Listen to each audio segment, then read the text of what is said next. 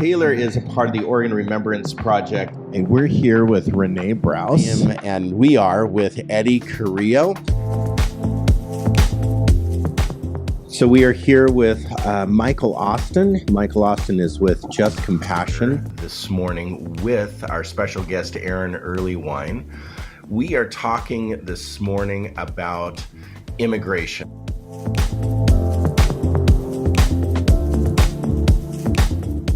You know, I think to do this work, you have to have what I call unrelenting hope. And for me, part of that unrelenting hope is this belief that no matter where you go, you can find enough people who are willing to choose justice if given the opportunity. And this is we end up dehumanizing people.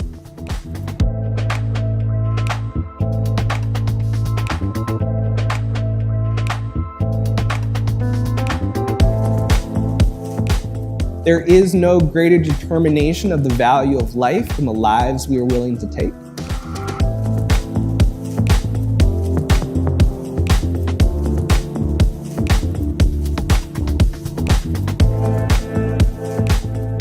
She said, I know what it's like to be hated.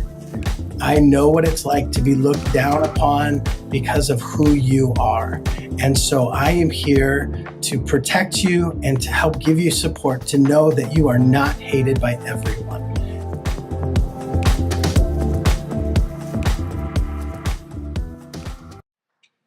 Hi. Hi. Thank you. We have spent a lot of time in different facets, different places, and I'm so glad that you're here in this space with us this morning.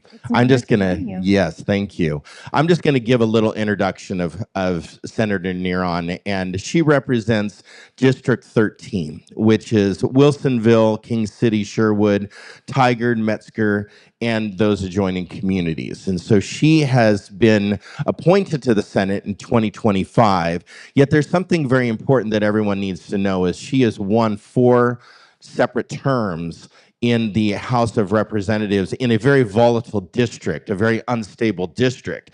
And so won 4 separate terms and now has been appointed to the Senate, which you just told me that, yes. You also told me that you kind of lost power. It seems like that you gain power as you get in the Senate, but then you changed your position. You changed your oversight because you used to be the oversight of the... Yes, I can explain more of that too. Thank you. I was the chair of the House Education Committee, which is a fairly big role.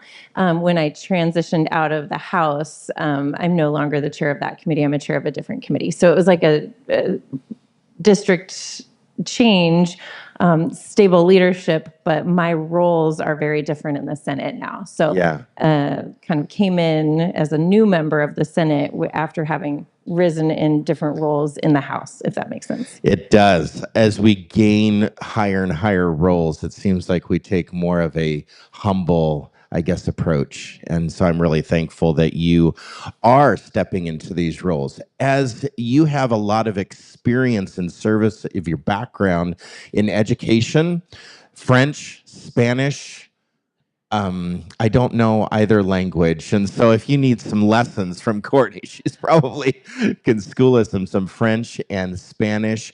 You're a mother of 2.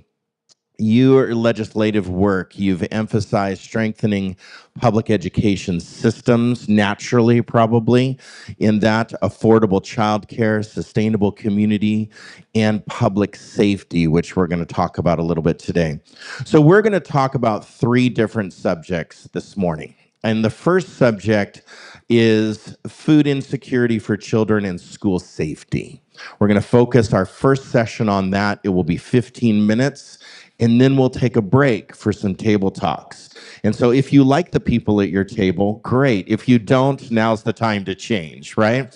And so you're going to be doing table talks around or in your seats behind. And so there are questions that will be up on this screen during our table talk time. So first session, 15 minutes, and then table talks. Second session, we're going to talk about climate change initiatives. Climate change is really important to me personally, also important to you in your role in the Senate. And so we're excited to talk about climate change initiatives, very important for our future. And then something that has brought our team together here with you has been immigration and the deportation crisis. We've actually spent time in Washington at a facility, a detainment facility with Courtney, helping people in the detainment facility, showing up to their court times for their hearings, helping them get out of detainment. And so we've had one success, which I want to give a round of applause to our success, that we are also as a team working on basically a packet of material. What happens when a person is detained? As a friend, as a family member, what can you do? What is the proper thing to do? What's the proper approach? And what can we do pre-detainment? Is there something that we can do leading up to if somebody has a potential of being detained? After that segment, we're going to do also a table talk for 5-6 minutes, and then we're going to move into our Q&A session. So that's the format of today. And so let's get to it. Let's begin. I'm really excited about this first conversation because I know it's close to your heart. School safety and food insecurity in children. So given your background as an educator, you've been in education for a long time, either education adjacent, being in the House committee leader, for our committee for education, but just your heart towards school safety, food insecurity for children. You have some things on the docket. You have some things on the table. And so I just want you to speak openly about physical safety, building safety, violence in school, violence around school systems, the infrastructure, and then how mental health and emotional health can, I guess, come alongside of that. And then go into just basically food insecurity and what you're doing as a senator to bring stability to that whole system. So just speak openly. Yeah, I know it's a little question. Just a little question. Just light to start it out light. Yeah. Well, I want to begin by thanking you, Kevin and Jake, for inviting me and for the partnership along the way, the years that we've been serving the same communities. And I've been a absolutely huge fan of your work in various ways. And it's really an honor to sit with you all this morning and hopefully get to know some of you better. I see some familiar faces and some very new faces to me. So I'm really looking forward to the Q&A at the end too, to hear more about what's on your mind if we don't touch on the topic areas. And in the legislature, we're humans just like everybody else, so we don't get all the answers once we get elected. Our job is to continue listening, learning, and what I really enjoyed about my title for the years in the House was that it was representative, with the word represent, which is that verb that I do on behalf of you all. I need to understand what you need me to amplify in my job on your behalf. And so I took that very seriously in the House. And even though the title now is senator, I still consider my verb to represent. And so when I was first elected, my motivation was really my own children and the children in the classes that I was teaching at Tigard High School. Hey, buddy. Got Tigard High School teachers here. And I had seen over my career so many things change. I started teaching in 2003 when we had a major PERS cut and a whole bunch of people retired. So that's one issue that already motivated me. I had been a full-time parent and hadn't had access to affordable childcare.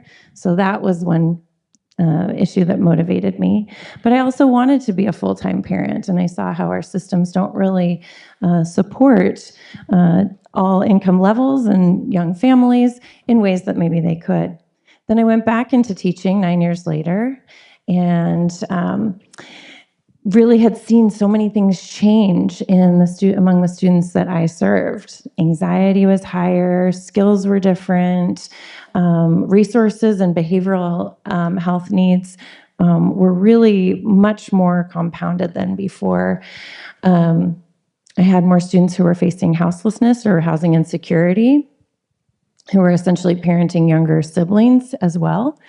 So I saw a difference in my student population's needs after having taken that break for a few years. You know how you see a friend and you're like, oh, your hair grew longer. It was kind of like, oh, stepping back helped me see that there was a major change that happened in my years away. I also care a lot, so I'm very at risk as an educator, and those of you who are educators might know that there's a thing called burnout. And those of us that care, and we're in caregiving professions, we give a lot to the work we do. And I had to really protect my own heart and bandwidth as I became more and more aware of the challenges facing my classroom, my students. And then it was the day that the Parkland shooting happened in 2018 that something for me clicked and changed, and I knew I needed to do something different. And that was February 14th, 2018, second period, when a student said to me, it happened again. And I didn't know what it was, and he was on his phone. I was like, I don't allow phones in the class. And he said, there's been another shooting. And the more I learned about that Parkland shooting, the more I felt like my own classroom wasn't that different from what that community had experienced. Do you know how many school shootings in Oregon there's been in recent years? Do we have that statistic today? I haven't tracked the statistical It's numbers, too many. I know it's too many. Yeah, but the value is that school should feel safe. School should feel safe for everyone. It should feel physically safe. It should feel emotionally safe. It should be physically safe, and it should be emotionally safe. And so that was the day that I really knew that I needed to step away from education and commit to, or the role that I currently played in education, and commit to things that would help me and my colleagues consider teaching a lifelong career and not something that we were going to do 5 years until we burned out. And it really solidified for me that I needed to fight for school safety, not only for my own children in their elementary and middle schools, but for the students that I was teaching. And so I did run for office, and in my first term in 2019, we passed the Student Success Act that really is infusing dollars that are desperately needed in partnership with new goals around food insecurity, safety, student success plans, and different buckets like mental health, class size, et cetera. So a lot of those goals were on the right track, but we have to keep working.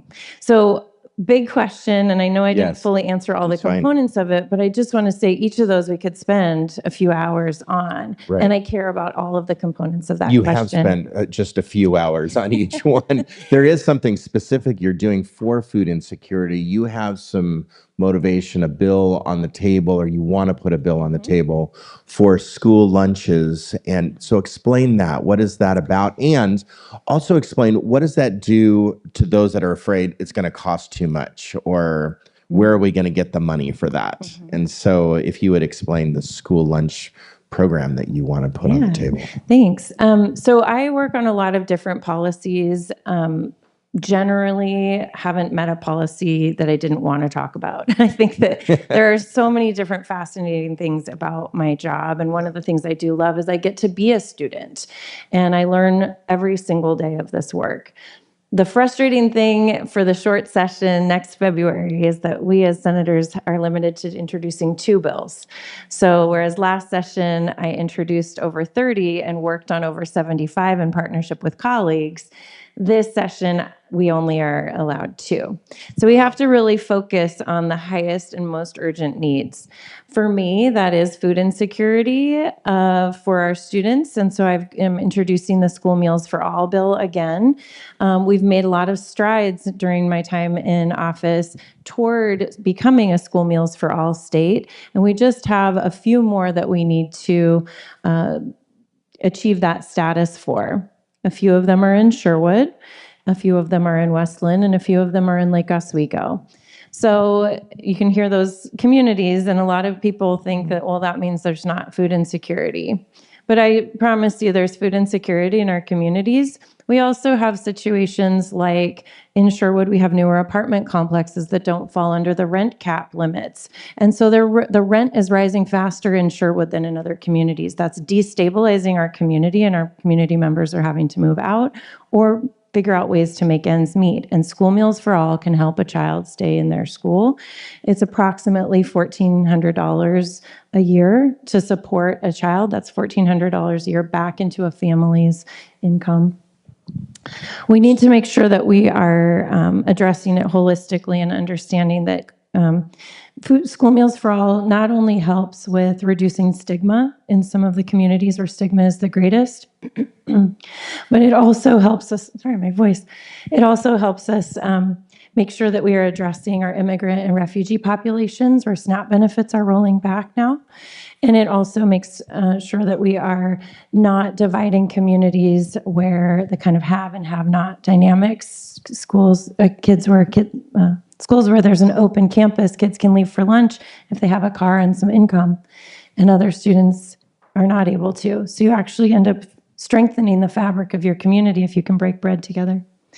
I can tell there's another question. Yeah. So basically, school lunch for all ensures that every single student in the state of Oregon has at least one during the school year, one nutritious, or at least a semblance of nutrition for their life, one meal per day. And describe for us a little bit, what is, for those of us who don't know, we hear these words like food insecurity. So what is food insecurity? Can you give us like a little definition or your own personal definition of what that means to you? Yeah, thanks. I don't actually have the statutory, anything statutory memorized for this. But a lot of families are trying to make ends meet as the cost of living rises, whether it's rent. Thank you so much. Whether it's the cost of transportation, whether it's the cost of medicine and healthcare. Our families are trying to make ends meet and stay stable. And so food insecurity would be when a student doesn't necessarily know when or where their next meal will be, or if they are only receiving their best meals at school and then they go home and they're not quite sure what dinner is going to be. Right. A lot of our schools are able to serve, I think we have 65 schools or 44, somewhere in the 44 to 65 range schools left in Oregon that are not able to serve school meals for all. And we have made strides in terms of community eligibility programs from the federal government, which has not yet cut the CEP program. But what we need to do is make sure that students aren't wondering if they're going to be able to learn with a full belly. We know that our Oregon education system has a long way to go before we're able to deliver on the quality education that our students deserve.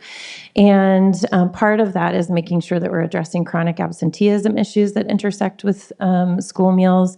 Part of that is making sure that we are addressing the worry that students have. And so food insecurity really, just in short, would be when families are not quite sure how they're going to make ends meet as the cost of living rises. Do you see firsthand any evidence that there's a relationship or an intersection between food insecurity and school safety?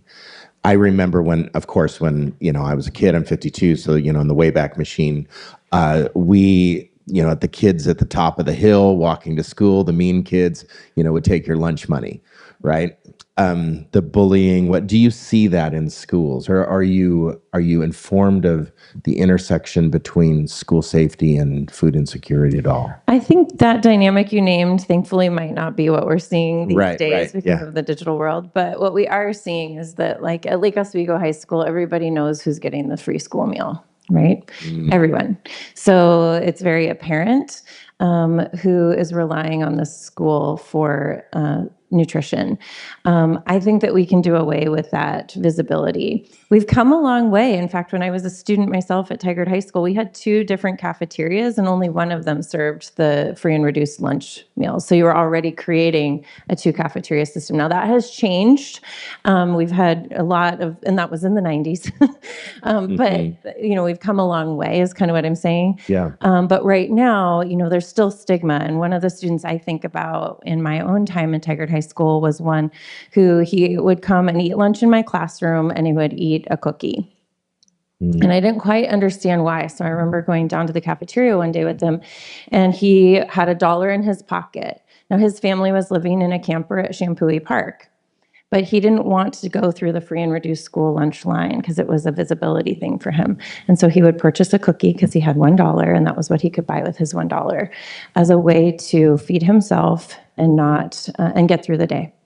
I think we can address that. So in terms of safety, though, which is really the core of your question, I think that there are safety issues, but my mind in terms of safety jumps more to our mental health, the anxiety, the feelings of being bullied for, economic stigma.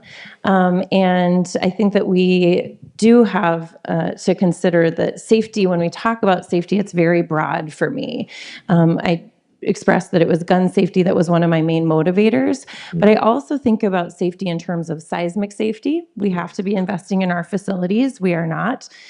Health impacts in the school buildings, mold, asbestos. I taught in a stairwell in Milton Freewater because a whole wing of the school had been shut down for asbestos. So I know what it's like to not have access to an actual classroom with the resources that kids and teachers deserve. I think about emotional health and emotional safety. We need to make sure that school is for everyone, whether that is someone who is not feeling safe because of an LGBTQ identity, whether that is someone who's not feeling safe because of their skin color, their immigration status.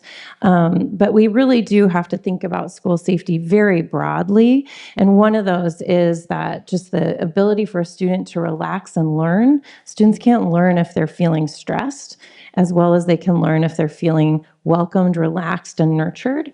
And it's really incumbent upon us, I think, to make sure we're investing in schools in a way where every teacher and adult in that building can know the children in that building, their name, the look in their eyes, their backstory. Are they having a tough week? And right now, sometimes our ratios are so off that our teachers are just trying to get through the day, and they maybe don't have all few hundred of their students' names memorized for a few months. So kids feel a little bit lost. And I really believe that we need to make sure that we have wraparound services, whether that's provided by the school or the community. We need to make sure that kids, when they're kind of falling through or slipping through a crack, that there is some structure to catch them.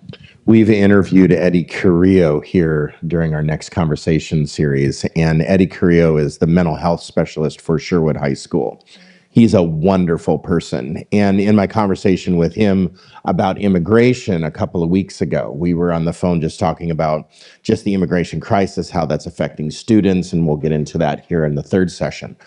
In that conversation, he said the away program, the put the phone away, it was called the away program, like put it away the phone.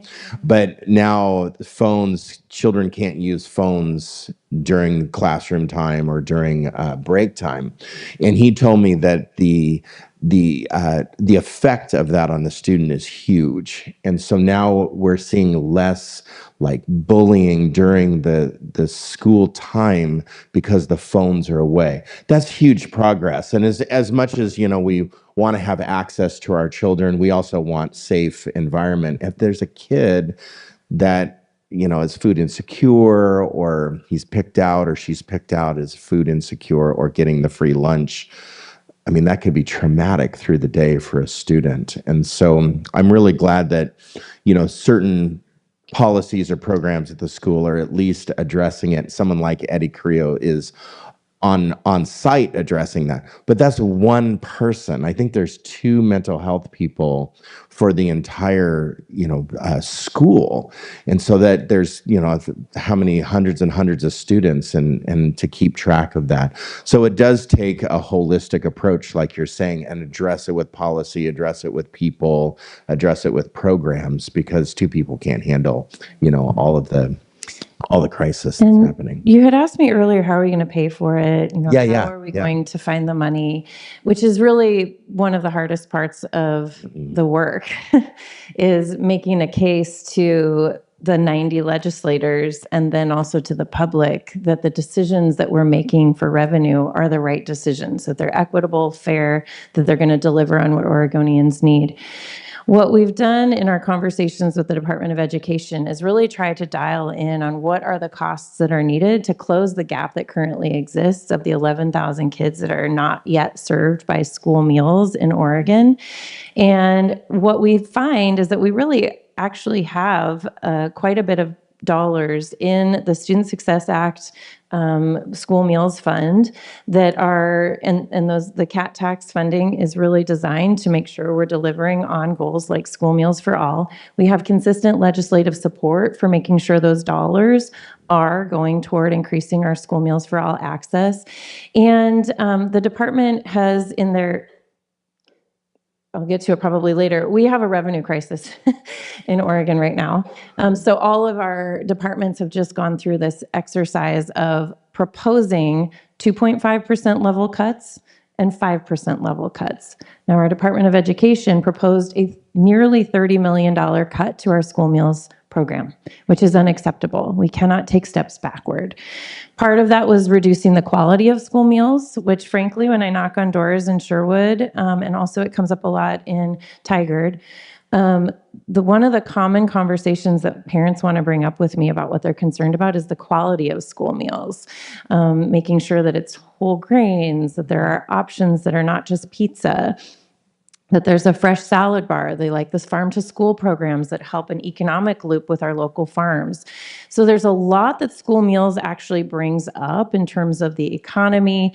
But in terms of the revenue, it does pull down federal funding. So it's smart dollars for Oregon. If we invest our portion, the federal government currently will come in with their portion as well.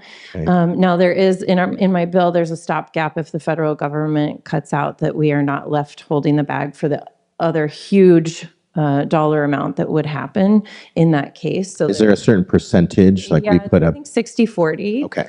And so, but how are we going to pay for it? I think have the money right now, even with the 5% cuts. I also want to name that schools have reserves and rainy day funds that we can draw from. It's raining, in my view. So part of my job is making the case that this is what we set up that fund for, and we need to tap that those hundreds of millions of dollars at a time that we can hold our schools harmless, because I believe it is incumbent upon us as a legislature to deliver on what's in our Constitution, which is that we provide a quality education for all students in the state of Oregon. And so I work a lot on those equity needs that really, as I look at our schools across the state, I see a patchwork. Who's able to pass their local bonds and levies and build beautiful, new, seismically safe, adequate, and technologically upgraded facilities for their students to be preparing for the jobs of the future, and who's not? Who's able to provide for, and have robust extracurricular programming, who's able to attract and retain teachers. And so I really see that patchwork, and I believe it's my job to help us have an equitable delivery of education regardless of community. And that is not only for something like school meals, school safety, that is our special education programming, which I've worked a lot to remove the cap on special education funding, and a whole array of other equity issues that affect our schools across the state. So is it raining with lightning and thunder, or just raining? It's kind of relative. I think the lightning and thunder is why I'm here today. Okay, all In fact, right. a friend was like, Courtney, you just never get mad. And I'm like, I left my career that I love to do a very confrontational job. And I don't typically seek out confrontation. To change the game, because it's not working. Right. And so this is me mad. This is me doing something. And really right now, we have to make sure that people understand that democracy is an action, an active participation structure. And we can't have people sitting by saying, I hope somebody takes care of that. So when it was lightning and thunder for me in my classroom, I started doing this work. Yeah. Is it lightning and thunder across the state? Sure. Can we address that? Not sure, because we have such a huge hill to climb until we achieve what I think is our quality education work. And I'll just say, there's no other sector where the workforce has to bring their own crayons and Kleenex to do their job, where they have to invest hundreds of dollars of their own money just to be in the play. Right. And that would crumble if we didn't have a volunteer workforce, making sure there are small groups. This is so wholly underfunded, and we have one of the shortest school years in the year, and we have these headlines that are coming down on teachers for taking mental health days or actually taking their paid family leave so they can actually take care of themselves and their families. I am the kind of teacher that worked until I had a fever and couldn't talk, right? Because it is so much work to take a sub day. And so I know how hard our teachers work. It's why I work on behalf of not only our teachers, but that Quality Education North Star. And so I think I'll just close by saying there's a lot of work to do. For me, it is raining, thundering, and I'm hoping that we can see some sunshine, but I do think it's a long game, and we'll have to continue making the case that even though we passed the Student Success Act, we have not arrived. I really was shocked when you told me that the district or teachers have to bring their own Kleenex and crayons and paper and stuff, and the volunteer base for our schools. It just kind of took me back a little bit when I think about public jobs or any other sector. All that's provided, and it's provided well, and schools, it's not provided well. So thank you for your involvement in that. And I really appreciate that instead of just complaining or turning to the keyboard and slamming and just freaking out about the situation, you got involved. And that shows something about your character. And we're really grateful for that. I'm going to say one more thing while we're still on the topic of safety.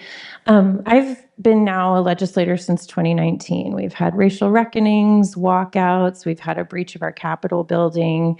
We have a very unsettling call out against Democratic leaders right now in the nation. I still feel safer in the job that I'm doing than I ever did in a high school classroom. And that is alarming. That is alarming. We have a long way to go. That is partly because I can call the Oregon State Police at any time. I have the police chief's phone number. Right. I have people patrolling in plain clothes throughout the Capitol building. I have emergency buttons if I'm feeling unsafe. I know what to pick up the phone and say certain words if I'm not feeling like I can get to a button. There are ways that our Capitol building has been kept safe. And in my time there, we've advocated for it now to have metal detectors and actual security so that there are not weapons in high intensity hearing rooms. We have improved our safety exponentially, as we should in the State House. But it really is a different feel to be teaching in a classroom these days. And our educators are experiencing behavioral health challenges of their students, and the instability of, as you asked, the number of school shootings has just rocked us. Right. And so we need to get back to a place where we don't have to do lockdown drills and lockout drills, and ICE is in the community, so we're locking all the doors. It's really an alarming time we're in, and I just wanted to give that context for people. I also had veterans ask me, do you feel safe? And I said, well, even if I don't feel safe at times, which this week has been a real week, even if I don't feel safe at times, I was surprised that a veteran was asking me that. And it occurred to me, when that veteran signed up to serve for our democracy, they signed up to run toward danger. And I signed up to serve our democracy to continue to be a backstop as part of our democratic processes and to advocate for the things that I believe make our country and our state wonderful and good. So I'll continue to do that, but it's a different kind of service, right? And it's a different kind of role we play in the various ways that we are approaching and defending our democracy. Thank you. And thank you for nourishing our democracy with your activity and your involvement. We really appreciate that. Yeah, thank you. This is our table talk time. We're going to move into 6 minutes around our tables. I know it's not a lot of time, but it's just enough time to get to know each other. And the questions are going to be up on the screen.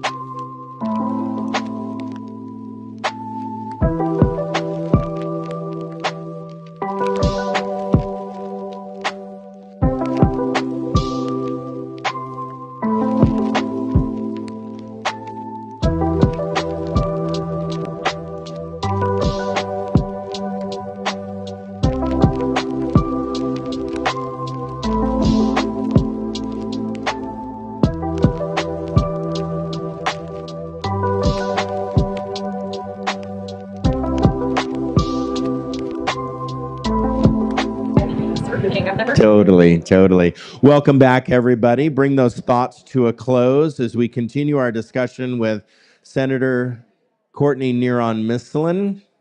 She's the state senator for District 13. Had to read that off my notes. Lucky number 13. District 13, which includes Wilsonville, King City, Sherwood, Tigard, Metzger, and adjoining communities. Serving 4 different terms for the House of Representatives and now state senator. We are moving into our discussion about climate change initiatives. Being an old biologist like I am, climate change is really important to me. And working in environmentalism like I did back in my 20s, climate change was a real topic then, and it's a real topic now. So we are coming from the perspective that climate change is real. Just to make sure that everyone in the room is knowing our perspective, climate change is scientifically proven and real. And if you've spent a few summers here in the last handful of years, you know that climate change is real. The changing of weather patterns, wildfires, droughts, heat waves, the things that we've experienced. So we are, as Oregon, the state of Oregon, we are experiencing real climate change challenges, climate-related challenges. So what are the top issues, top issue that you are promoting? You have bills on the table, you want to put, that maybe it can be that one of two bills or maybe one of the 30 in the long session. What are some things that we need to address as the state of Oregon with climate change over the next 5-10 years? Yeah, thanks. This is a great conversation. Again, another one that we could spend hours and hours on. So I'll try to be brief. Yeah. But it's hard. Just give me the hook when I'm done. So I think in terms of the work that I've done over the past few years, when I first came in, we were working on a cap and invest program that fizzled and failed and, blew up essentially with walkouts. And we ended up having executive orders be the way that we've moved forward with climate goals. So in Oregon, our best climate work is not actually in statute, which makes it a little flimsy. It depends on the governor that we get if there's a climate focus.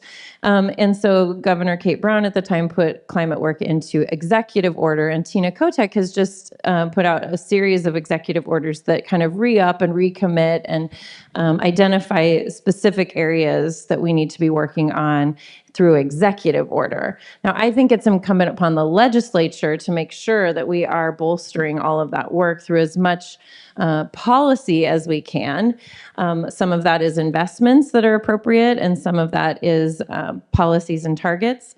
So in my time, we've done an EPA protection under the Biden administration. We really needed to make sure that or the Obama administration, we held in state statute the environmental protections in that particular administration's work.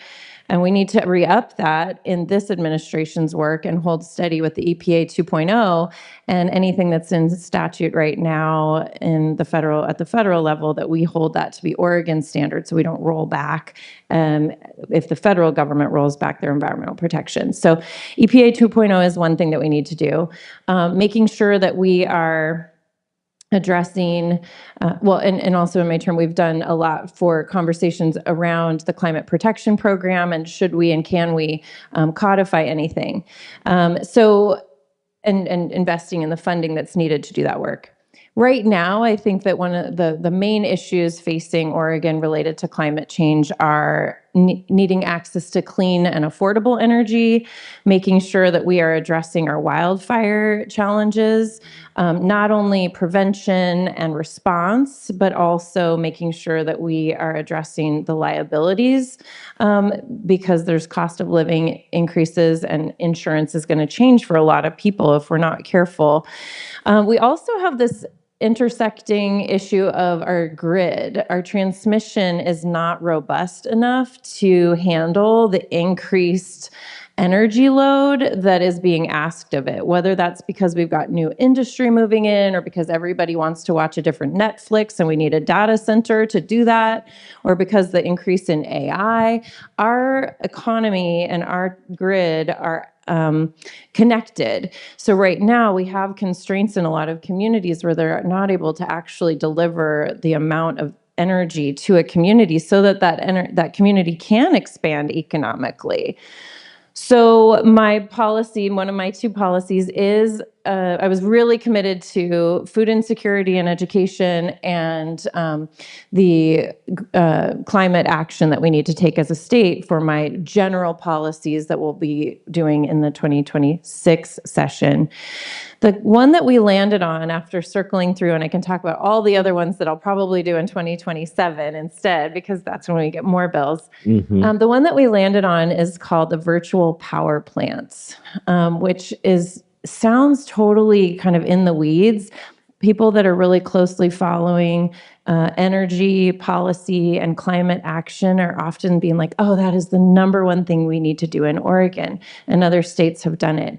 Now, I am becoming an expert on this, but it has been a new part of a learning curve I'm on. So in the legislature, we go a mile wide and an inch deep a lot, and this is one that I'm going to try to go a mile deep and really understand more thoroughly. A virtual power plant is essentially a way of aggregating power in a community so that if there's an increased load needed, that it can be pulled from different sources, whether that's a battery storage in a home or a business, whether that is even an EV that's plugged in at a house, whether that is a thermostat that gets requested to be turned down a couple degrees during a rush hour. There are ways that energy can be pushed and pulled through the system that are far beyond my comprehension. I think Bluetooth is fascinating and record players still amaze me. So this is like blows my mind that a community can have 1,000 people choice in and be essentially their own power plant. And that is what a lot of states are doing. So Washington, for example, passed a virtual power plant. It'll be referred to a lot of times as VPP. Their virtual power plant bill essentially is $10 million so people can buy battery storage and have battery storage and be part of the virtual power plant in Washington. PGE is already doing very successful pilot programs in Oregon, and they're slow walking the roll up. So the policy that I would create would require that to be a faster pace. And what that will do is incentivize solar, because you can pull from a solar system. It'll incentivize EVs in electrification of transportation sector, and it will essentially remove some of the barriers and create some of the incentives for clean energy to be used in our communities as part of the path forward, and also reduce the likelihood of rolling blackouts, which is the warning that we're getting now at the state legislature. If we continue to not have improvements in our transmission. What's that? That too, yeah. Oh, and that. Yeah. That too. Right. If we continue to not have transmission improvements, yes, we will start to see the impacts of that, because we have to be responsive and proactive now, and VPPs are one of the things we must do. So when talking about environmentalism, a lot of times the media or the clickbait that's online, environmentalism is reduced to the spotted owl conversation, the salamander that is in the field, and we have to protect that. That's I just need to tell you, being a biologist, being in environmentalism like I was, that's a very immature look at climate change, environmental issues, and initiatives, because it is so much broader than that. You have the power grid conversation, you have of course, we didn't even hear about virtual power grids. When you have a solar panel system on your house, not only are you using that power, but if you have a surplus of power, you can put that back in the system. So there's that exchange when it comes to something like solar power. That has to do with environmentalism. But honestly, this does have to do with equity issues too. When we open up cooling centers, there are certain socioeconomic people of certain categories that use cooling centers, and they're not just houseless people.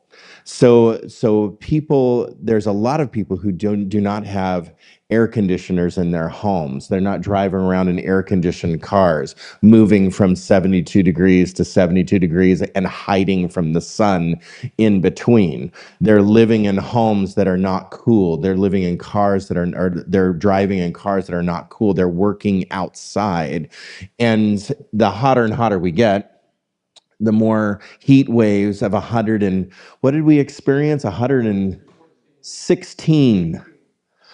I don't know about you. I don't want to live in 116, but if that's what we're going to live in, these initiatives become more and more important. And the more draw we have on our power systems, the more load that we're taking, the more, quote, in trouble we're going to be if we're not doing something about it. So this is actually really awesome. You've done some cleanup work too. You've addressed some issues when it comes to toxic spills, but that this all then strengthens our climate resilience, let's call it, climate resilience in the state of Oregon. Can you talk about just some of your just work that you've done when it comes to other environmental issues?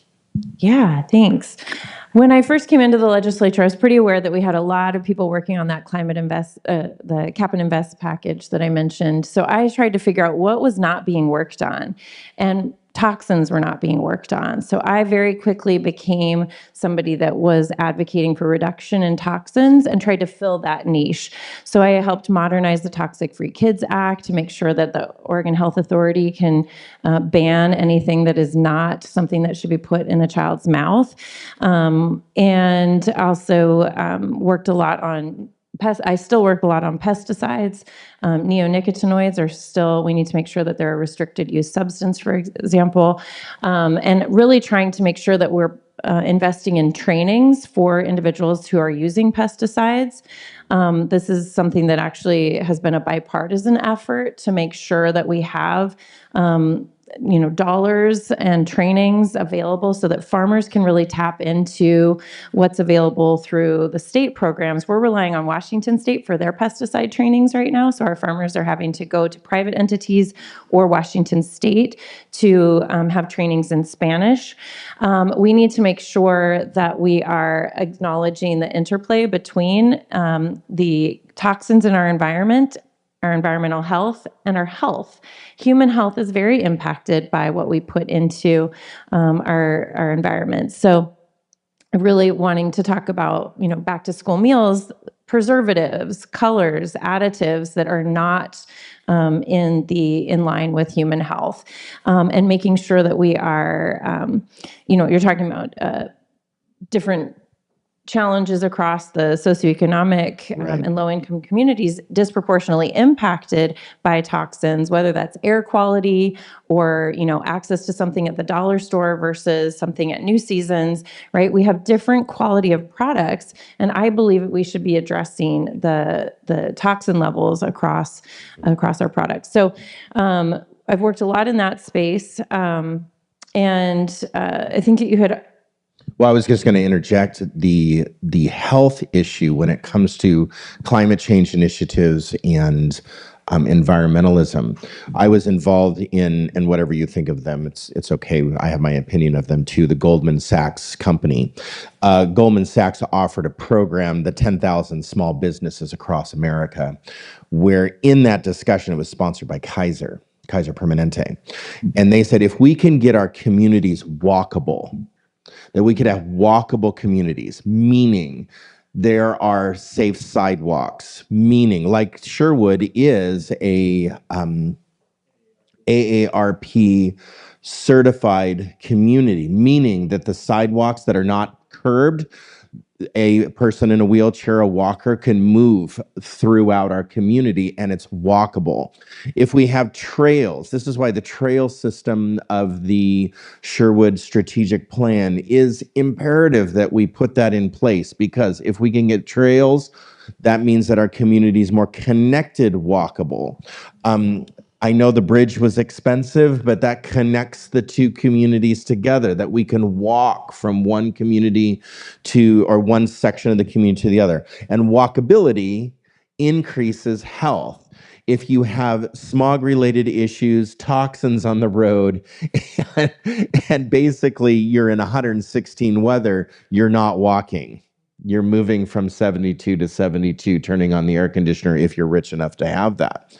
So walkability, health is what you just said. Health is really the end game there when it comes to climate change, when it comes to environmentalism. So I think that that's really an important aspect. Do you have any other comments about what you were just saying? Actually, and I just love hanging out with you. This is great. I totally agree with you. But I think, the affordability of heating and cooling is something I also want to connect back to our earlier conversation. One of the most, the conversations I have with community members are things I hold with me and remember. If I've met you at your door, I probably remember that conversation, right? So I met this woman a few years ago at her door, and I was talking to her about, a lot of times I just ask, like, what are the things that keep you awake at night? What do you care about? What do you hope I work on?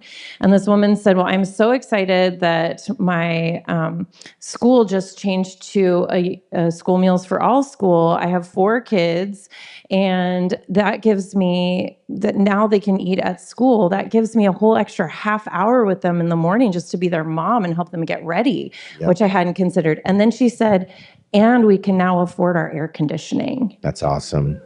And it is connected how these families are making it work so they can live in our wonderful school districts, so that they can send their kids to our schools.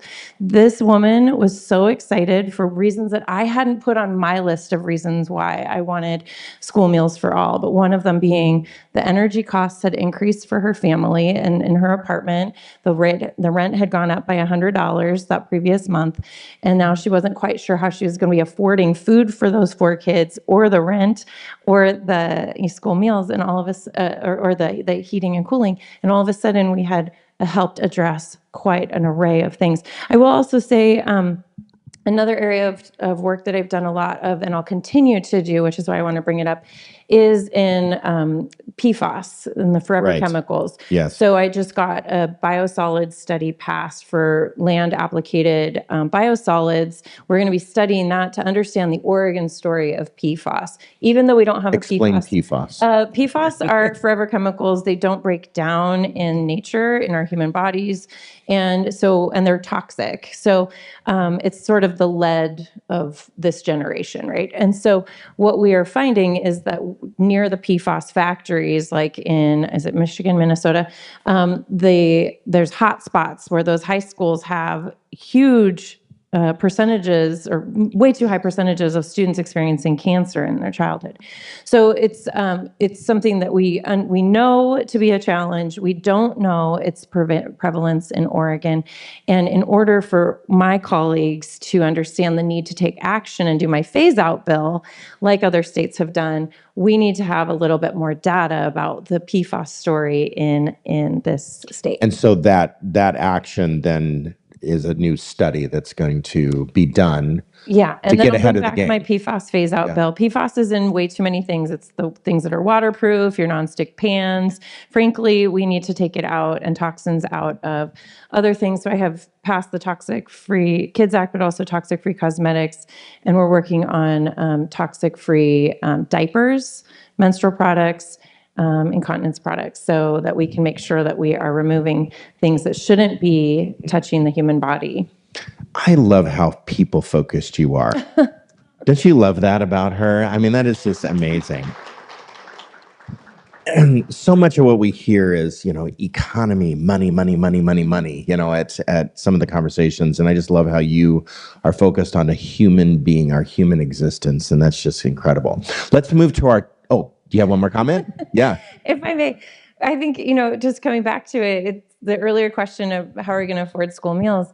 How are we going to afford climate action? We can't afford not to. Climate change is increasing costs and becoming unaffordable for our communities, no matter how you're experiencing it, or maybe some people don't realize it, but it is becoming unaffordable to have these climate impacts. We have to be climate resilient. We have to talk about climate adaptation, and we have to continue talking about climate action. So, I'm committed to all of that because climate is unaffordable. It is very costly. Climate change is unaffordable. Climate change is real. Science is real. Science backs climate change. And that is a hurdle that some people need to cross in order to get to this conversation. And we have to afford it. We have to afford these policies. Probably not for my elderly future, but for my children, for sure, that they need these policies in place. Let's take 6 minutes. Let's go back to our tables, have that.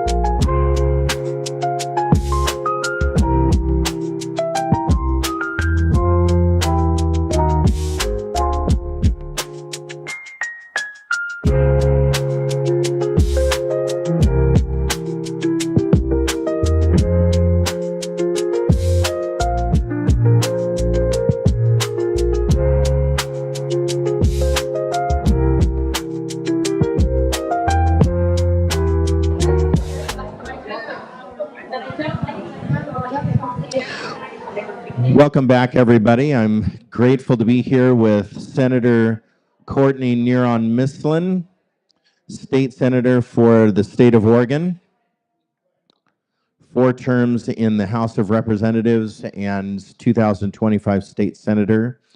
We've talked about school safety. We've talked about food insecurity. We've talked about climate change initiatives, environmentalism.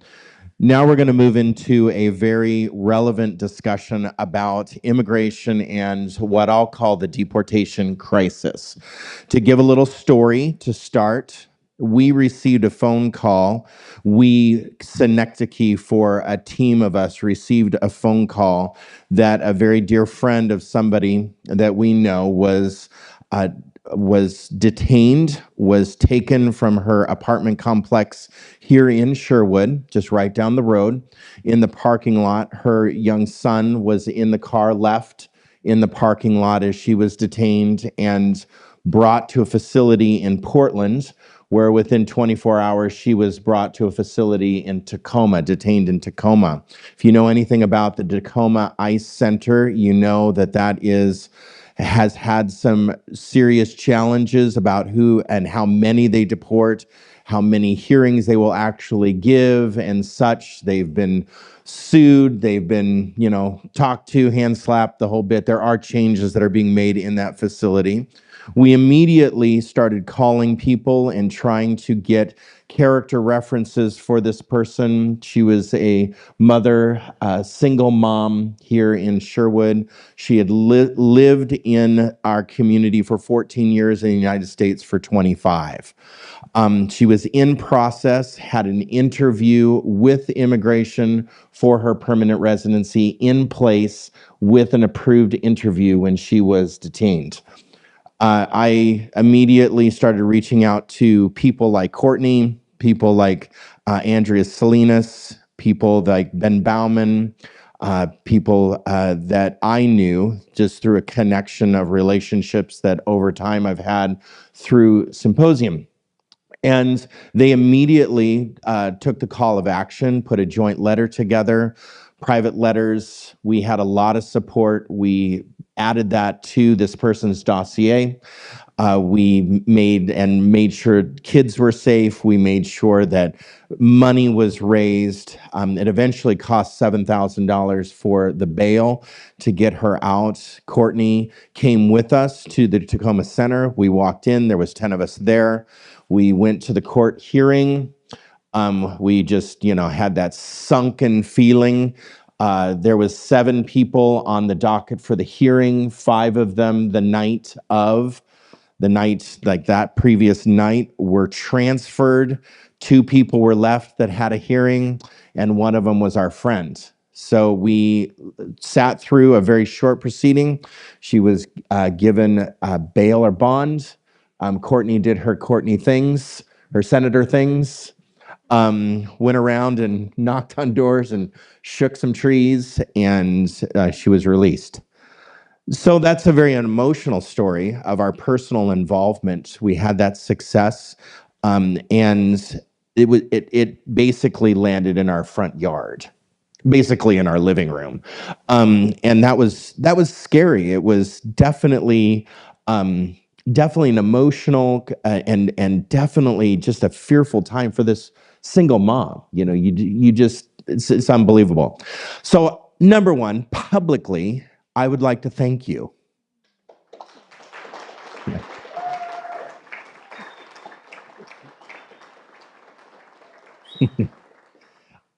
Immigration and deportation have been national conversations, yet they are local crises that we are experiencing, and they are playing out in our local communities. As of this week, we had 2 students, young underaged people, one that was 17 on break, lunch break from high school, was detained.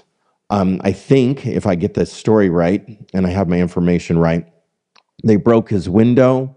He was a U.S. citizen. They detained him, I think, for up to 4 hours or 5 hours.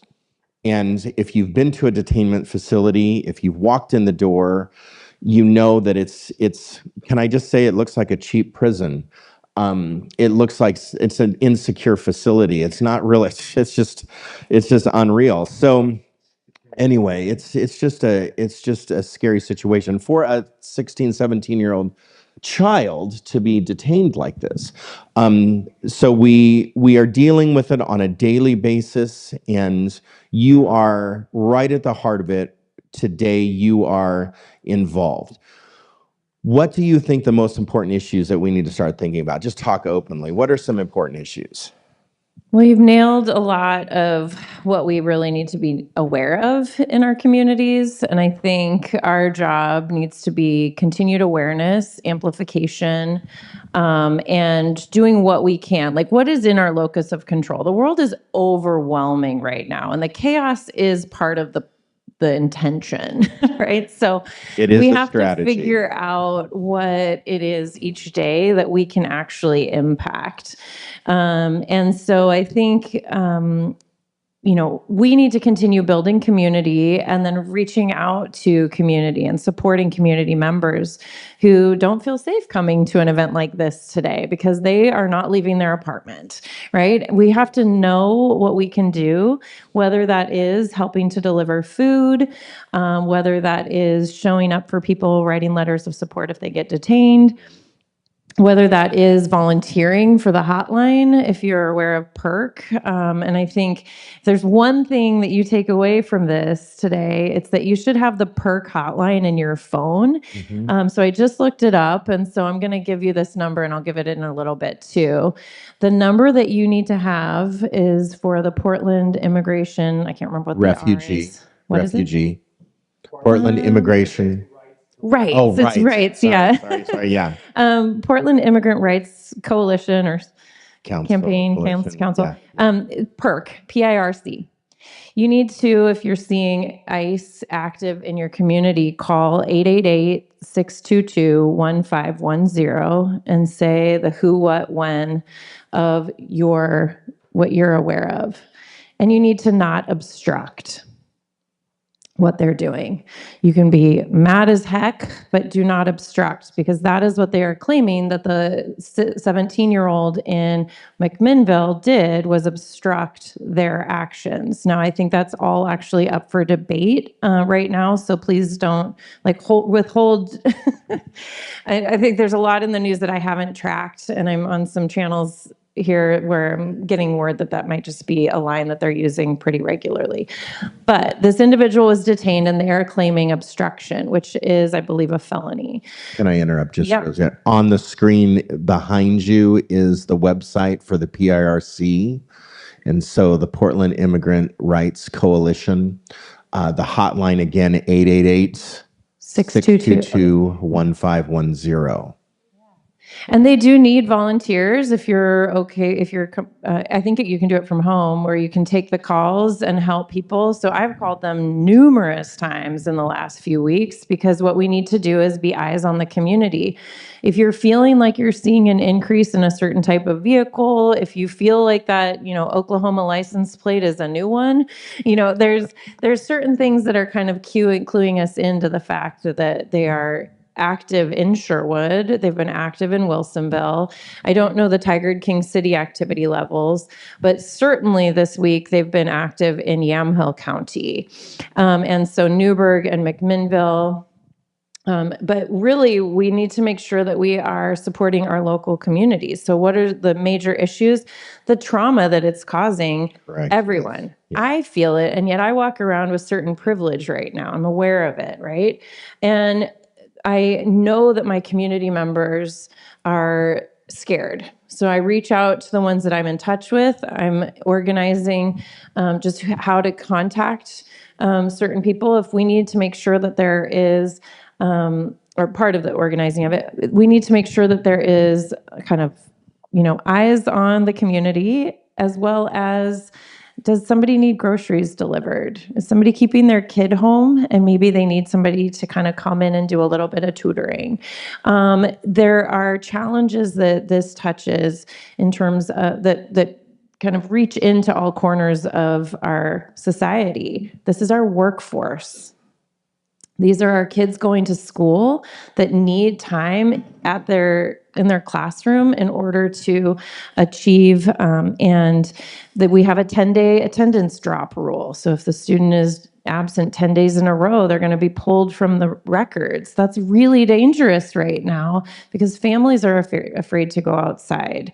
Know your rights events. So these little red cards you can give them to a landscape crew. You can give them to somebody who might be vulnerable. We had a man picked up from the Sherwood Target parking lot while working in a really traumatic way. Again, broke the window. And it's not okay, right? We have a situation right now where the crisis in our democracy is that people who are here are being denied due process. Right. And we have to stand up and say that these actions are illegal. You cannot kidnap people. People have to have warrant signed by a judge and identify who they are. Otherwise, it is a kidnapping. And our police chief in Sherwood has done a good job of identifying how they're able to respond and not able to respond, and really asserting that the Sherwood PD is here for community safety. I'm going to stop there because I'm sure that you want to guide the conversation more. The mayor of Sherwood and I had a long discussion about this very thing, and he informed me that the Sherwood police will not be helping federal agents. Now, there's a problem there that if the person that is potentially being detained runs or escapes from that situation and they run into the backyard of somebody and that person says, hey, there's some stranger in my backyard and I don't know what to do about it, then the police get involved in that. The police then show up to the home. Now ICE can track where that, potentially where that is happening, and then show up. And then police and federal agents are together, right, in the same space. So there are challenges even with that delineation. But we do know that Sherwood police are not helping federal ICE agents. Yes. So there is a balance there and a challenge there. There are some things that we can do that I just like to take a couple minutes to talk about, because you and I have worked together on this issue, and we've experienced all along the way different conversations, but also different ways that we can help our immigrant friends. If you have an immigrant friend that is, let's say, a permanent resident, they have a green card, let's say, or a work visa, rather, or they're a citizen and they have a brown skin, like my kids. I carry on me my children's immigrant paperwork, their passport, and any identification, and the court order that says they are my children and they are United States citizens. I have their United States citizen record picture. All of that is on my wife and I's phones, that at any moment we can show, especially for my 16-year-old, any moment that we can show, hey, she's legit. Because she's going to start driving, just like the 17-year-old in McMinnville. She's going to start driving, and this could happen. That we could run to her rescue, and we can show this paperwork.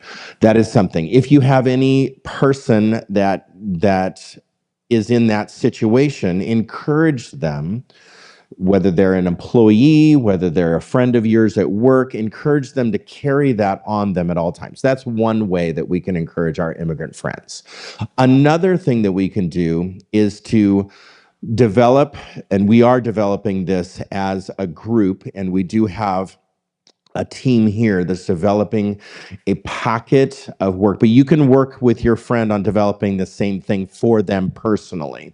So number one, they need some kind of privacy notice form filled.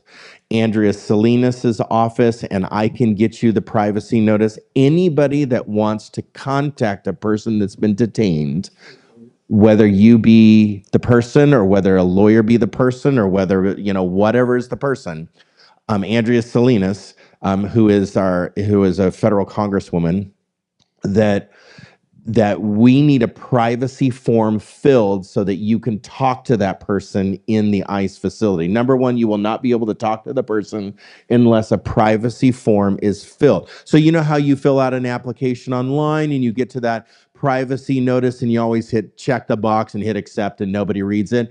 That is so they can access information. And so you need that privacy form with that person. Number two is legal counsel, encouraging them in legal counsel. The PIRC, also the ICS is a nonprofit legal firm, ICS.org, I think it is. You can go to their website and access. Also, the Equity Corps of Oregon, and this is also legal counsel. And these are pro bono or on a sliding scale according to their income. So they need legal counsel. It is expensive. $10,000, just minimum payment. $7,000 to $25,000 bonds that need. So if you can imagine, that person's not really going to be able to come up with that money unless they have the means. So fundraising efforts, we as a faith community are putting together a fund that we desire to raise funds towards bonds. And so we were able to front at least a portion of the bond so that that person can show legitimacy that they have the money to be able to be released. They need to prove that they're not a flight risk, character letters, state senator letters, congresswoman and congressman letters, character references of bosses, personal references of friends. All of that can be collected before detainment. But then some practical things need to happen. Where are their children going? Who's going to take care of their children? They're pulled over in a car. Their car's now on the road. Who's going to go get their car? Who's going to pay their rent? The light bills still need to be paid. The cell phone bill still needs to be paid. Who's going to pay for their bills that are just regular bills that they're writing checks or giving automatic payments? Who's going to manage what they're doing in their household? They need representatives if they don't have family in the community or in the state or anywhere near. They need those kind of representatives in their life to handle the practical things. These are the ways that we can get involved in just practical things. When we did our downtown Halloween, we gave away real food in Tigard and Sherwood. That was Courtney's encouragement, that we gave away real food because SNAP benefits are threatened. We gave away a lot of real food. All the extra real food went to immigrants that are hiding in their homes. And so they need food. They need grocery runs, go grab them a cup of coffee and brew it and bring them a pot of coffee. Something that just shows them love and care, but also you're standing in the gap of what they're not able to do or afraid to do. And there are some people that are permanent residents, green card holders. They're in process. They have authorized and approved appointments hiding in their home today. We have 2 people that didn't show today because they're hiding in their home. And they're legal. They're quote, documented. And legal. So there's some things that we can do. You have been very instrumental in all of that, in putting that together and helping us with that. And I'm really thankful. And we want to help people walk the legal pathway. We want them to help them get to this role. Is there anything at the Oregon level, the Senate level, the legislative level? Is this discussion happening? And I know that you're probably on some threads. Can you fill us in? Give us the inside scoop of what is happening at that legislative level in these, because you and I have had this conversation, but you and who? What is happening in that conversation? Yeah, I think I'll step back a little bit and say this conversation about how do we stand up to the Trump administration is happening in a variety of ways, and not just in, the education sector or the climate sector or the immigration and justice sector. But we as a legislature are really aware that we need to look out for Oregon. And so we are, especially with the passage of H.R. 1, looking about how we can disconnect from federal tax code, for example, looking at how we can make sure that we have a backbone to our justice system, which right now Attorney General Rayfield is doing a phenomenal job defending Oregon's values and our rights. So in terms of what can we do at the legislative level for this particular topic, last session I led on a bill to fund immigration legal services, and that would be the dollars that are needed to help support families that are in the queue for immigration, law and papers. And instead, Oregon has taken a route toward universal representation, very similar goals, but just a slightly different legal approach. I'm not a lawyer, but that particular effort was more successful. So I believe we need both, and immigration legal services and universal representation goals. Right. Innovation Law Lab is doing phenomenal work right now supporting our community, but they are overwhelmed by the need. So what Kevin said about contributing, if you're able, to any of the funds where a community group is looking out for if bond is needed or legal fees are needed to be paid, that there can be a community effort at supporting our neighbors who are facing bizarre and unjust fees. Some of you might have seen we had a member of the Hillsborough community who is okay with more media attention. Victor Cruz was picked up as a case of mistaken identity. Now, this man went through on the same timeline as the person that Kevin was talking about that we were supporting. So we were in the same timeline as Victor, to the extent that he had his hearing and release on the same day as our neighbor. And he got his ankle bracelet taken off on the same day as our neighbor. And now, even though it's a case of mistaken identity, ICE is still monitoring this individual. This is inhumane. And it is such a psychological kind of warfare for all of us, our entire community, but for some more than others, of course. The privacy waiver that you mentioned is also really critical. I think anybody that's planning to act as potentially as a bystander for, looking out with PERC, Migra watching for ICE, we all need to have a privacy waiver on file in case somebody decides to determine that we have obstructed justice, because ICE can pick up anybody they determine has obstructed. And so anybody, regardless of, skin color, paperwork, should be filling out the ICE privacy waiver, I think. And all you have to do is Google ICE privacy waiver, and it's got like ones and sixes and zeros. It's like form 1600.01. It's something weird. But your ICE privacy waiver, you're going to print that out and make sure Salinas' information is in there, because Congresswoman Andrea Salinas can do congressional oversight in ways that a state legislator or a friend and neighbor in the community, an advocate, cannot necessarily. And congressional oversight is critically important right now. Our congressional members do have the ability to exercise congressional oversight over or should have the ability to. Right. The rules are changing every day.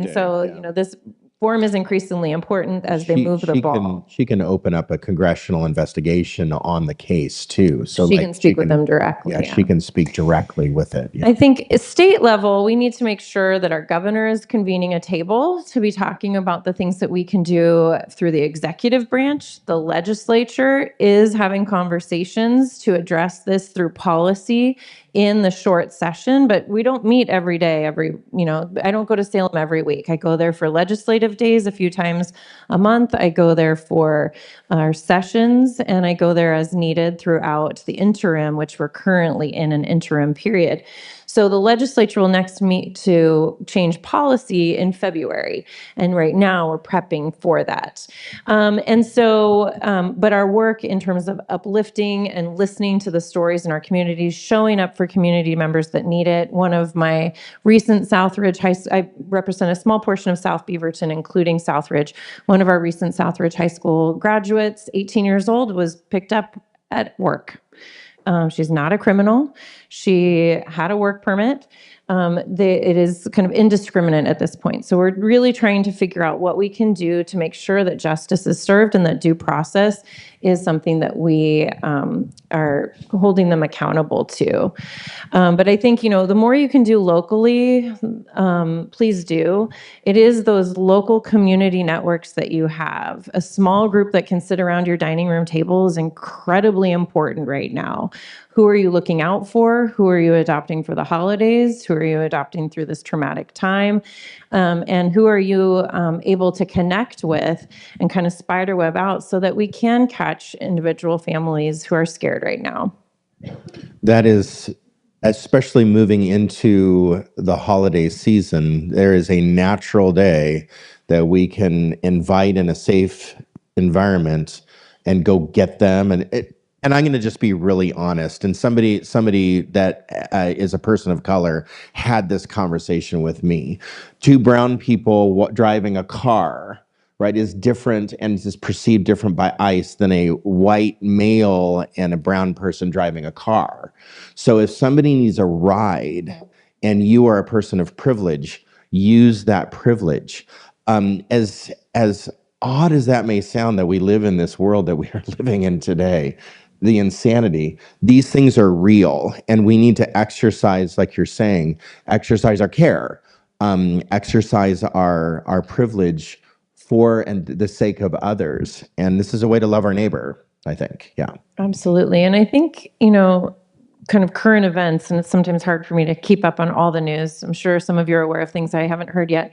But I heard about this moment recently between the new mayor of New York and Trump, where he acknowledged that he is a fascist, essentially. It is not hyperbole. It is not alarmist to think that there is a movement toward fascism right now. It is very intentional, I believe, that we have a federal administration that is trying to find the limits of what he can do, what they can do. And I do want to say it's a Trump administration. There are so many enablers right now that are just as dangerous as the person who is their figurehead, if not more so.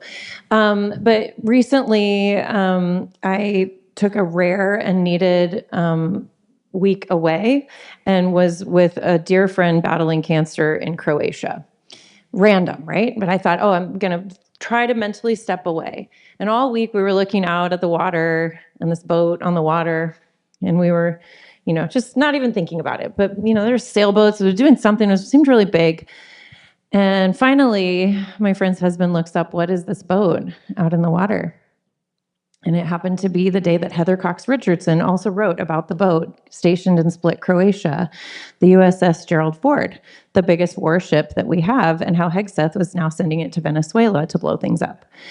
We have a federal administration that is not shy about trying to push its limits of what it can do, which is also why it's so important that Attorney General Rayfield was so fast on his lawsuit to say that you cannot federalize our Oregon National Guard, who are here to serve Oregon. You cannot make them here to serve the federal agency. And we did have California Federal National Guard came, but our Attorney General sued and had the restraining order and that whole process some of you may have followed. The reason why that is so critically important is because if that had failed, if Trump had basically been able to declare a state of emergency for just any little thing, then our elections become more weak, right? This is a part of a bigger plan, and we have to continue making sure that our midterms are safe, that our elections are safe, and that the American public, regardless of party, defends our country and our democracy to the greatest extent possible right now. Thank you so much. We need to go to our next table talk. And so we're going to move into our table talk right now to take 6 more minutes. And I promise you that we will end soon.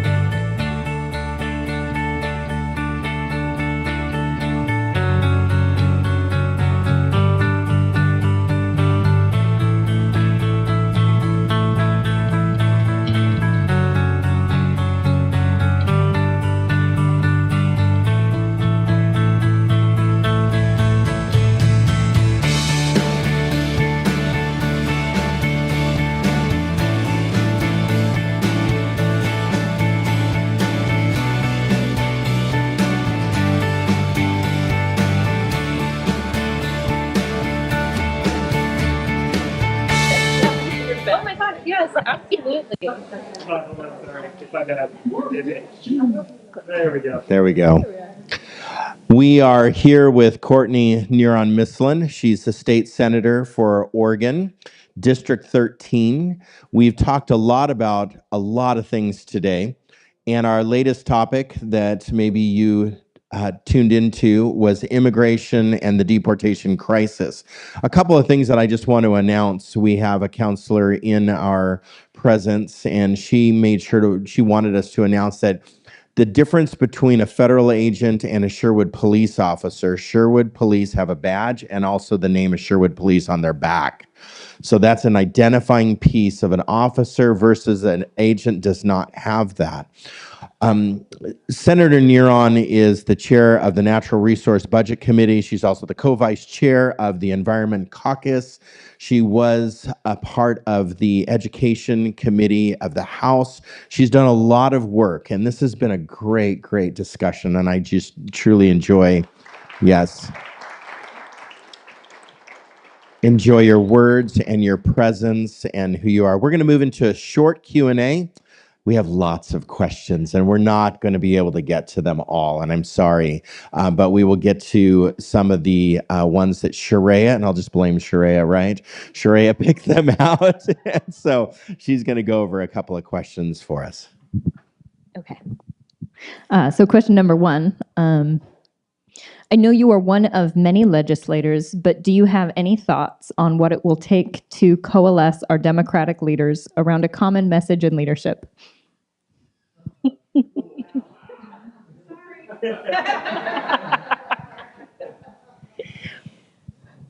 So thank you for the question. It's a big one, right? We as Democrats are not a monolith. And there's a lot of, there's a spectrum to anything, including political beliefs. So if you were tracking some of our policy discussions last session, you might know that we had a very difficult time passing a transportation policy. As Democrats, there was a lot of variety in what people were comfortable with, because that needs to be a revenue conversation. And revenue conversations are difficult in Oregon. We've rejected sales tax at the ballot multiple times. We've rejected tolling for years and years and years in a variety of ways, especially out of Clackamas County.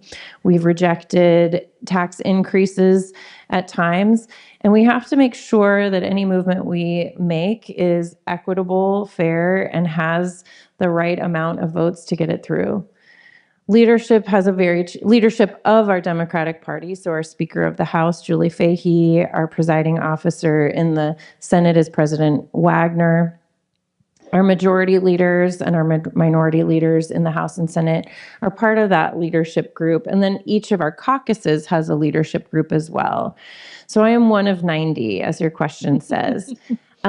What I do is I amplify and I try to organize my colleagues, amplify the messages of my constituents, and organize among my colleagues for the issues that we care most about in our district and that I have committed to serving on behalf of. And so when our presiding officers are aware that there is work that is policy is ready, that it has support of the Oregon public, that it is the right path forward for stability of our economy and for the rights and future of our Oregonians, then it's got a better path. In terms of making us even more functional, I'm not necessarily going to go into coaching how to, herd cats, but it is a very human process. It's imperfect at times. It's iterative, so we have to revisit. And sometimes things die on details. There was one time that I went to talk to a favorite colleague, and I said, "Why did you vote no on that bill?" And he said, "There's something not to like in every bill." And that was all I got out of him, right? There is something not to like in every bill. There is often something to like in a bill as well. Even if it doesn't earn my vote of support, there's often something to like. So I have to determine if it is something that is a non-negotiable. So sometimes you'll see my no votes on housing bills because as the local city council knows, we have stripped our local council of their ability to plan the community. And that's not okay with me. Even if housing is a goal for me, some of the bills that we voted on have had problematic, I believe will have problematic outcomes. So yeah, we're not a monolith, and I think that's true for any group. And the political spectrum is broad, and at sometimes it actually, the circle meets itself in its extremes, right? It's very uncomfortable for me when I agree with RFK on food additives. I'm like, you know, but there are places where you can agree with a lot. I agree with Senator Thatcher on daylight savings time, right? I agreed with my buddy, Gary Leaf, a staunch conservative from Roseburg who has since passed. We agreed wholeheartedly on electric rail, right? You can agree with people, even if you disagree in some areas. You can find common ground, and that is really where we have to continue working on behalf of Oregonians. Thank you. I'm going to combine these two. They're both related to school lunches. So one says, my kid's school has free lunch and breakfast, but I hear many students say they won't eat the breakfast because they don't like the food offered. It's high in sugar, things like Lucky Charms or banana bread or syrup-infused French toast. This is even more of a problem. This has been even more of a problem for diabetics. Does your bill address nutritional requirements for individual components? And then a second part to that is, do representatives talk about food waste in public schools? Oh, who asked that? I can't even believe that. Thank you. It wasn't even a planted question, but I keep thinking I haven't talked about food waste yet. That's so great. So that was a lot of questions. Okay. It was. As someone who wears a glucose monitor, I fully agree with this. This is a really big concern, is the high levels of sugar, simple carbohydrates, lack of protein in meals generally in our society. What's that? Oh, it's a beautiful breakfast. And so, but we do need a wide variety of conversations around meals and nutrition in our society. There is, I'm going to forget. I was really surprised when I went to I had a meeting at the Sherwood at the Sherwood Senior Center town hall, and I was really surprised the direction of the conversation. For me, the sky was falling in so many policy areas, and all they wanted to talk about was being vegan. And I was like, wait, what is it called? It's like Blue Zone? Blue Zone was like, everybody was passionate about the Blue Zone. And I learned about the Blue Zone that day, right? So, it was helpful for me. And when I hear about, vegetarians also are having a hard time at school meals. My son came home and was like, it's pizza again. It was like the third day of pizza at his middle school. There's a wide variety of conversations you can have specifically around school meals. So one of the bills that I'll probably reintroduce in 2027 is to make sure that school meals do not have colors and preservatives and things that are known to be cancerous, and also have an emphasis on whole grains. I'm going to try to, as the chair of the Natural Resources Ways and Means Committee, I'm going to defend the Farm to Schools money that the agency proposed we cut. I'm going to say no to that because we really need to make sure that our farmers are able to deliver local produce. It's a higher nutritional value. We also need to make sure that there's higher whole grain content. I think I'm going to move off of this. I'm happy to talk about school meals in depth. It's been one of these weird topics where I run on a certain platform, but I also have a wide variety of topics I also care about. And the school meals one was one that I didn't realize the constituents cared about so much. And it was validating to find out kind of in hindsight how much my constituents care about school meals. So I love hearing that. And I just visited the Sherwood Middle School last week. And they have so much going on in their own civics classroom conversations around SNAP and school meals, the quality of the meals as well as the availability of it. So it is something that anytime my colleagues try to tell me, yeah, but Sherwood, it's like you guys are doing fine in Sherwood, I say, oh no, school meals, the quality of food, it impacts all Oregonians. Okay, and then food waste. Food waste. Oh From my school gosh. lunches. It's like, why does that keep slipping out of the picture? Yeah. So food waste is one of the bills that I've been working on the most this interim. We just decided a week ago not to run this bill and switch to that VPP bill that I did. But I brought the food waste bill last time. We're trying to make sure that our waste streams are seen as resource streams. We do not need to be sending so much organic material to our landfills. It is methane gas emission increases when we do that. 16% of our waste stream in Oregon is organic material that can be composted. 16%.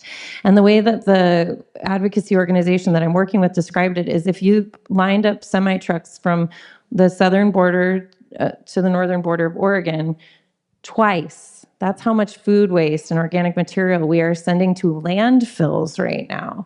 We have to divert that. And what you can do is turn that waste stream into 3 resource streams, maybe more. Compost, and I just toured a composting facility. You can turn that into compost in 60 days in a very efficient process that's not very smelly, unless there's an inversion in the air.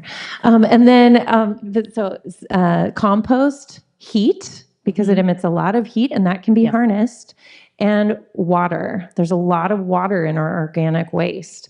And if we can divert that from the methane emissions it's emitting in our landfills, quicken it through its composting process, it's less methane overall. So this is a greenhouse gas and climate bill. And also you create local economies as you create these composting and biodigester sites across the state. So I'll continue to work on that and bring that back. Right now, it's just a fight between the haulers and people that don't necessarily want franchises to be the way of the world right now. So we'll iron that out and we'll come back in 2027. And I'd love to have more allies in that fight because a lot of people are like, food waste, meh, we've got more important things to do. It's a climate bill. And our schools can play a big role in reducing food waste, which would be the number one, and then diverting that food waste into strategic pathways. I'm going to switch places with Sharia now. I know that we only got to 2 questions. It's okay. Would you lightning round? Would you be willing to take these with you and bring these to the state? Yes. In your discussions, because these questions represent your people, and just to make sure that those questions at least have a chance of being addressed. If you want to learn about how to connect with our immigration team, whether that be through getting the packet information and resources, go to our socials. You can go to Symposium socials. You can go to Resonate Christian Church socials. You can go to my social, Kevin Bates, and you can send a DM, send us a message, or if you want to email me, this is my email, me@kevinbates.online. me@kevinbates.online. That's my email address. If you want to learn how to connect with families that are in need of food, immigration families that are in need of care, if you want the packet, if you want information, if you want that form, that privacy form, we have all of that. I'd like to introduce, which I think that they've had to blast out of here, because we feed about 200 houseless people every month out of this kitchen. It's called Home PDX. And they're on their way to delivering food right now. Colleen Thompson, John Records, myself, Jake Flug, and also now Kendall Leeper is a part of our immigration team. If you want any information or if you want help with anything, one of our team members would be able to help you with immigration. I would like to just personally thank you for being here. Thank you so much. Let's give her a round of applause. Thank you for the conversation, everyone. It's been really helpful, informative to me. I love working with Kevin and the crew. And I really want to make sure, I try to be available if you want to follow up. These questions are great. We didn't talk about special education, but I do spend a lot of time on special education. I'll just close with the new assignments I have for committees in the Senate. I just got them recently. So I'll be working on the Commerce and General Government Committee, the Veterans, Emergency Management, and Federal and World Affairs Committee. And I will be on the Education Committee as well as the Natural Resources Subcommittee, Budget Committee, but also serving on the main Ways and Means Committee. So these are some of the areas that I'll touch more, but I also track all the other committees, and I need to hear from you what you want me to uplift. So I try to be available. I really appreciate being invited today. It's been an honor, and I'll come back anytime. Thank you very much. Yes, another round of applause. Really appreciate your work. I want to invite everybody and those that are listening online, I want to invite you to our live podcast at the beginning of the month. Second week is our Brunch with Santa, and continuing our conversation in December together with the next conversation. Thanks everybody for being here, and have a wonderful day.